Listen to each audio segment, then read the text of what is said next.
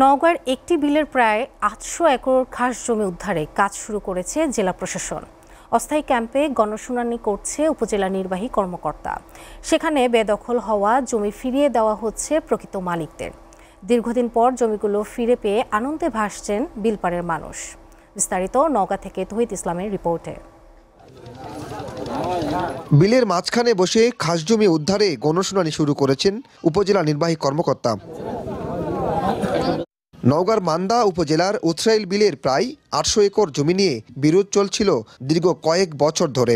স্থানীয়দের দাবি, কাগজপত্র থাকা সত্ত্বেও জোর করে জমিগুলো দখল করে রেখেছিলেন স্থানীয় প্রভাবশালী লোকজন। তবে দীর্ঘদিন পর প্রশাসনের হস্তক্ষেপে জমিগুলো বুঝে পেয়ে খুশি হন তারা। যাদের কাগজ নাই তারা দখল করে খাচ্ছে। আমার খুব ভালো লাগতেছে, প্রায় ১০-১২ বছর পর আমার জমি ফেরত পেলাম। আপনাদের এই জমিগুলি যারা অবৈধ দখল করতেছে তাদের লিস্টে আমাদের কাছে দেন, আমরা চেষ্টা করব যে এই জমিগুলি আপনাদেরকে আবার ফিরিয়ে দেওয়ার। গণশুনানিতে অংশগ্রহণ করে দাবিকৃত জমির পক্ষে বিপক্ষে তথ্য প্রমাণ উপস্থাপনের জন্য বলা হয় স্থানীয়দের। এরপর কাগজপত্র সঠিক প্রমাণ হলে জমি বুঝিয়ে দেওয়া হচ্ছে প্রকৃত মালিকের কাছে বলে জানান উপজেলা নির্বাহী কর্মকর্তা। এই ধান চাষ এবং মাছ ধরাকে কেন্দ্র করে কিন্তু এখানকার যারা মানুষ আছেন তাদের মধ্যে কিন্তু অন্তর্দ্বন্দ্ব তৈরি হয় এবং এখানে প্রায়শই শান্তি শৃঙ্খলা নষ্ট হয়ে থাকে। তো আমরা এবারে যে উদ্যোগটি নিয়েছি যে স্পট গণশুনানির মাধ্যমে আমরা এই সমস্যাগুলোর সমাধান করার জন্যই মূলত আজকে এখানে এসেছি।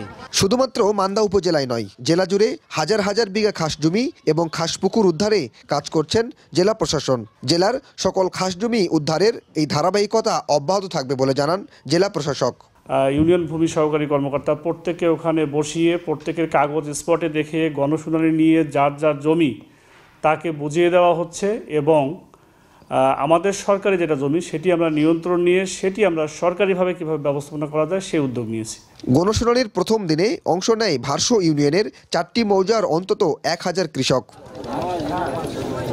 তৌহিদ ইসলাম, SA TV, নওগাঁ।